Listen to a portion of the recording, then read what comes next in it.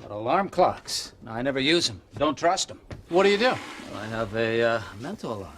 I set my head for 6:45 and I get up. Always works? Well, it never fails. See, it's based on your body clock. See, your body has an internal mechanism. It knows what time it is.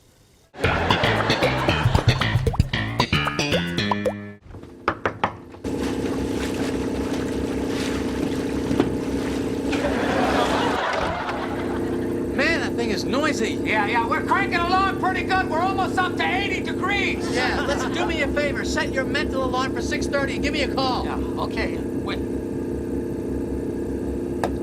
Done.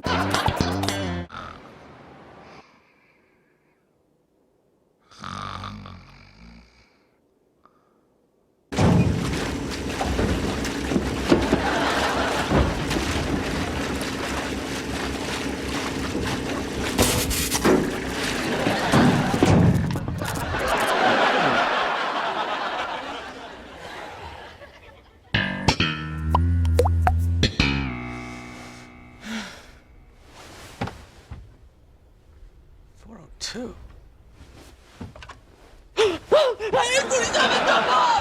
Wake up!